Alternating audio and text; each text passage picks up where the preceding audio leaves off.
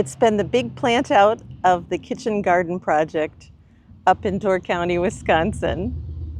This is a project of the Master Gardeners and the Door County Seed Library, and I hope you enjoy it.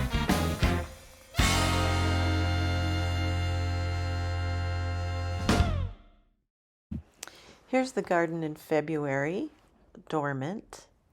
First thing that happened was bunny defenses went up, and then wood chipping went down to define the pathways. And then the planning was going on in the background this whole time, and this was the final plan. It was further defined in each of the garden sections and redesigned until everyone was happy with their areas of responsibility. Virge and Patrick were growing out seedlings in Door County, and I was growing things out here in Chicago, and we packed them up, ready to go up for the big plant out. Before we arrived, Virge had conditioned the straw bales and planted out some Adirondack blues and a lot of brassica plants ahead of time. On the big plant out day, Patrick went at getting the tomatoes and peppers planted in the Salsa Garden. Earthworm castings. Mm-hmm. Give it a little boost. Yeah.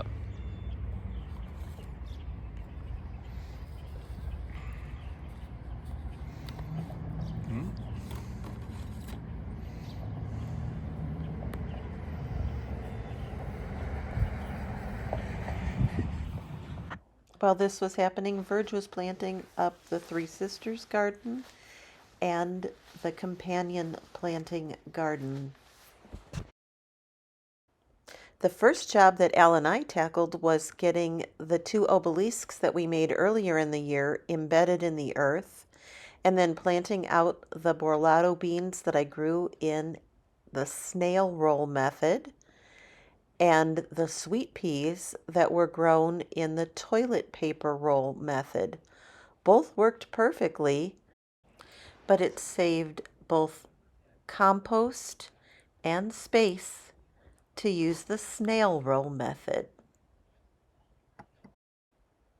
Next, I went on to plant out 3 red acre cabbages.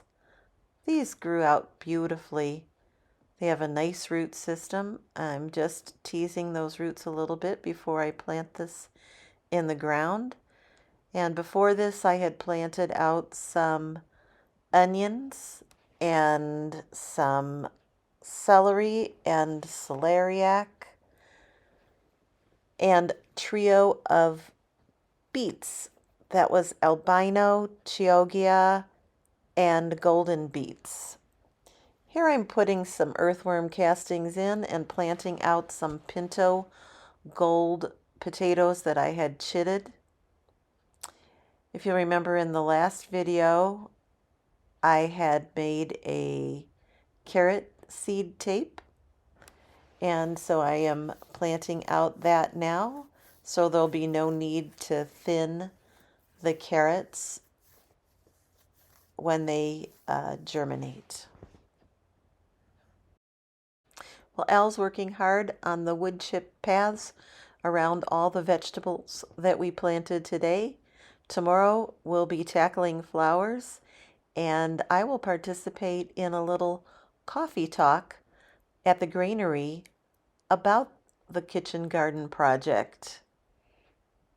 Looking forward to doing both. Oh, it turned out nice. Well, this is the Door County Grainery, built back in 1901 and fully restored. It served as the central storage facility for the grain during Sturgeon Bay's agricultural boom, and it has been restored and repurposed as a public gathering space for events like this one, where we're talking about this kitchen garden project.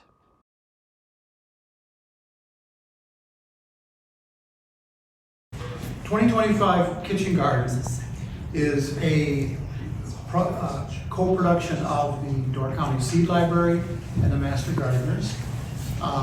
It is a Virge Temme and Robin Miller. They have been instrumental in working from the beginning and getting the garden organized, planned, and then putting in all the hard work that's necessary to get everything into the ground. We wanted to be able to teach people, regardless of where they live, what their situations were, different techniques they could use.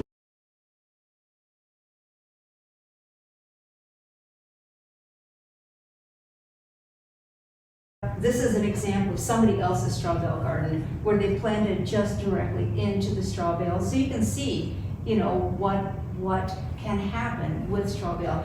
Now the thing about straw bale I'm learning is that you really do have to condition these bales for 2-3 weeks before you ever plant anything in them. So what the beneficial qualities are of each, or the negative qualities are of each as they relate to one another. For instance, like corn is a very heavy feeder family next to things like peppers or tomatoes or other like cabbages and whatnot, is because there's certain that Robin, who designed this entire Respite Garden, talk us through. The Respite Garden is a place to sit and reflect and enjoy the garden. Off to the lower right, that's a modified polyculture garden. So the plants are put together in little clumps, but a little bit of this, a little bit of that, a little bit of this, a little bit of that. And it works really well in my own personal garden because it confuses pests because it's not a big monoculture. In the lower segment, we've got a wide swath of flowers. And the flowers were chosen.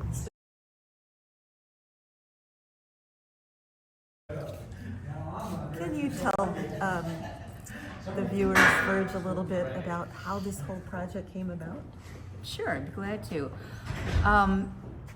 We were very concerned after we did the Three Sisters Garden last year, and we learned a few things from that, not the least of which is you really have to have good rabbit fencing around a garden. So we worked on that, we got the rabbit fencing all developed, but the motivation for having several different types of gardens is because we live in an area with an aging population, with a lot of bedrock, with a lot of apartment dwellers. And so we wanted to be able to reach out to all of them and give them options for how they could grow cost-effective, nutritious food. Whether they have only a patio, whether they have bedrock creeping up through their topsoil, whether they have no topsoil.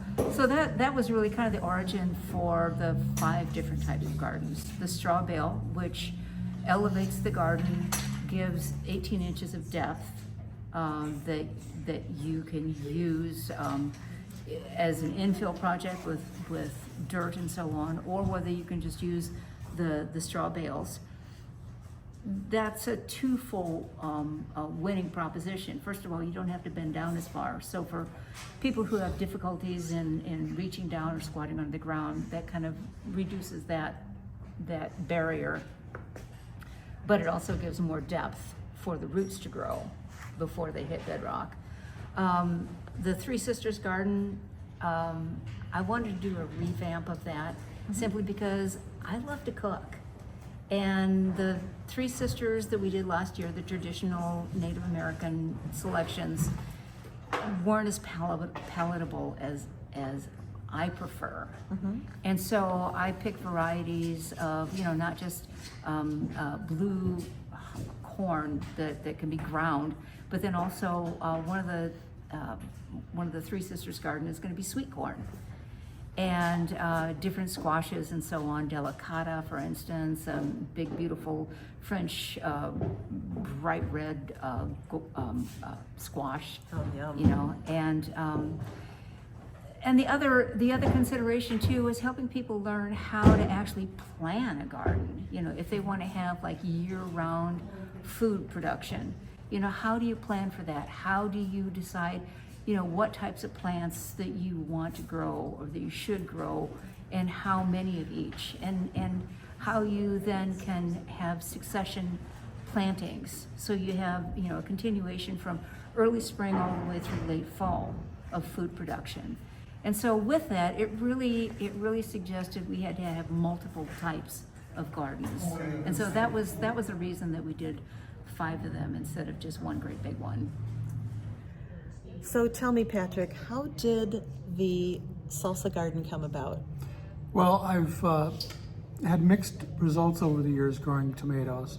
So going into this season, one thing I wanted to do was really focus on growing tomatoes and trying to learn and improve that part of my gardening. So when we started putting this project together, that was what I thought I would like to focus on. So luckily we had so much space available to us, and you and Virge have provided so much diversity and so many different varieties of tomatoes for the garden that it's a really fun palette for me to work with, to try to see how different varieties work, compare you know, how fruitful a determinate versus an indeterminate plant would be. So all of those questions are kind of on my in front of me here for this year, and that's what I hope to focus on and learn from the Salsa Garden. Not to mention peppers, because we got a lot of peppers, and that's going to be a big part of it too. So within the Respite Garden, there's the container gardens that you've been working on. Tell me a little bit. The containers, since we're trying to be an educational project for the community, I've done a lot of container planting in my own garden in the last few years. 2 years ago, I actually did 82 containers in our garden with a variety of different things. So I wanted to make sure that was included in this project, that we could, for people like me who are apartment livers, you know, you have limited space to work with, and you might only have room for a couple of containers on your patio or porch or wherever. So that's the focus. After the Grainery talk, we came back to the garden. Patrick was getting everything well watered in and finishing up some of the portions that he's been working on. And Al and I got the flowers planted out in the Respite Garden. We did a super marathon day working into the fading light hours, but got it finished. There's a combination of poppies and salvia and alyssum, all kinds of beneficials for the garden. Planted quite close together, it should look meadow-like. Linda in Wales sent me the seed for these sunflowers. They're burgundy and white and a little bit of purple, about 3 foot tall max. They should look gorgeous as an accent in this garden. Here's the main entrance to the kitchen garden. And this gate was created by Virge using reclaimed wood. Isn't it lovely? And as you can see, the first thing that had to happen was bunny defense. There are bunnies here in buckets. And so surrounding this garden on all sides is bunny fencing. And here's the second gate entrance. Virge also created from reclaimed wood. And a 4-bay compost system replaced the prior 3-bay that we moved. Now that the garden is 95% planted out, let's have a tour.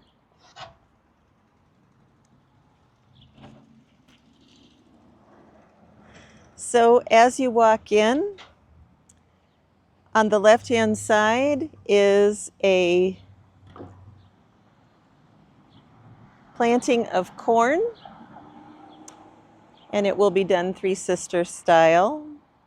There's some medicinal plantings in front of that were here. So the next section is the companion garden. It displays multiple plants that can be used in a cohesive manner with one another. On the teepee back there are cucumbers. We've got various tomatoes and brassicas planted here and peppers. Just in front of that cucumber teepee is a planting of potatoes. There's some onions and various other veg. This is the project that I designed. It is the area called the Respite Garden. And I did plantings in a polyculture style. There's all types of veg, brassicas, celeriac, tomatoes, some marigolds in here, mizuna, and red acre cabbage. Here is a planting of potatoes and 2 circles of carrots that were done with the seed tape. This little section has multi-sown beets in a trio of 3 different types, and various onions have been planted throughout the edge there, and celery. This whole section is flowers designed to bring in the pollinators, beneficials, and butterflies. So we've put in all kinds of things. Alyssum, for example, draws in the hoverflies and parasitic wasps, which will be good in case hornworm comes about in the garden. Salvia, because the pollinators and the hummingbirds love it. Zinnia, perfect for the butterflies. Some red bachelor button, and a variety of poppies just for the beauty. Native milkweed was already here, and so we have left as much of it as we could to draw in the monarchs and feed them. There's snapdragons and cosmos. There's sedum all along the edge in the front, sort of grounding it, and hopefully will spread and bring some beauty. Oh, there's a couple of Anaheim peppers right here too for some height, and they'll put on some color later when they turn red. So to my right here is the container garden. Patrick put this together, and it's got potatoes and herbs and cucumbers. There's lettuce and onions and some flowers, and he's still planting out some things to come.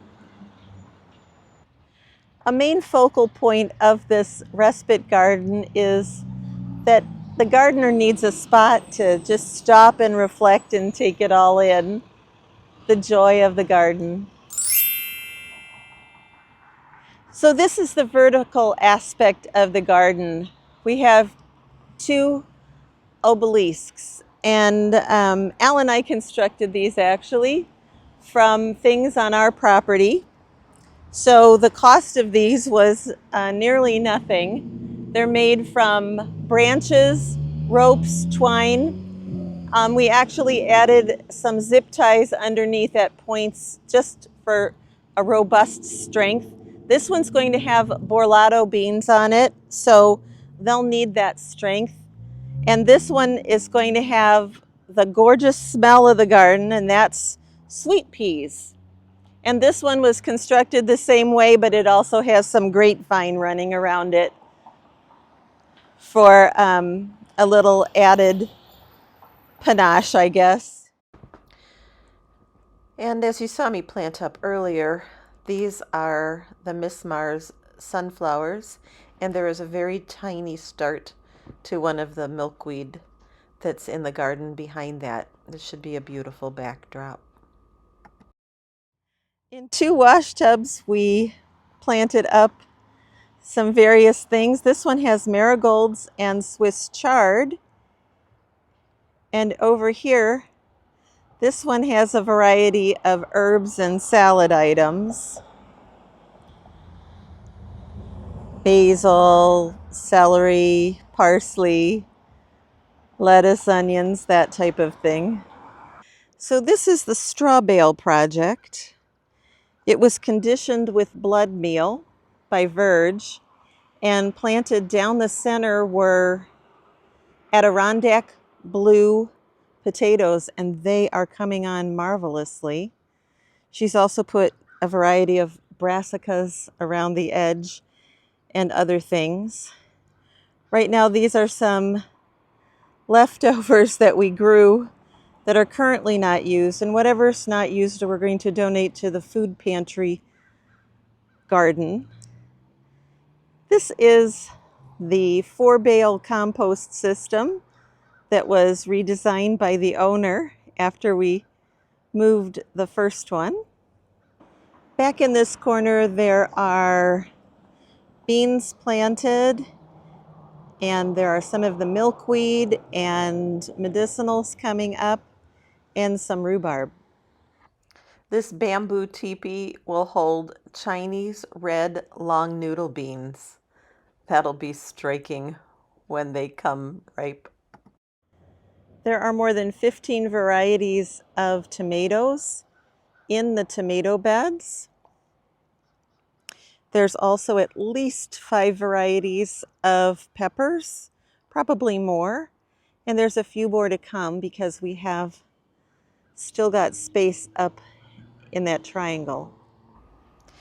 The soil here is a beautiful, well-cultivated sandy loam, but here in Door County, you hit bedrock fast when you dig.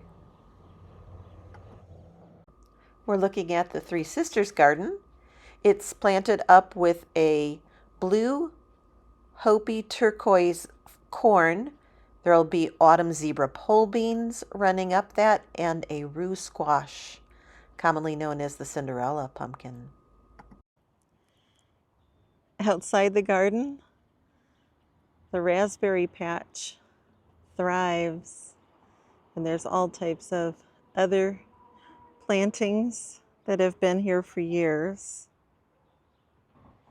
The property owner has a nice patch of garlic going here outside the garden. Now looking at the garden from the sidewalk where the public will be able to view the kitchen garden's progress. It looks amazing, and it's still very early days. Just imagine this once it's all filled out and lush. The abundance is going to be incredible, and that abundance is going to be donated to the local food bank. Those irises. Oh, and look at our first butterfly. Oh, it's a cabbage white. Oh my. And now we take a look from up above, bird's eye view. I got worried about these 2 determinate tomatoes in the Respite Garden in case they just get a little too robust. So we built a cage for them, mirroring the obelisks that we had created at the opposite end of the Respite Garden. Hopefully that's enough to contain them if they do get a little happier than they're supposed to get, which sometimes tomatoes can do. Oh, I am just loving this. Isn't that an amazing project? And I hope you enjoyed it, and I hope you'll come back again because there will be updates throughout the growing season. Remember, sometimes the only thing we harvest is knowledge, and that's okay. Bye for now. We'll see you on the next one.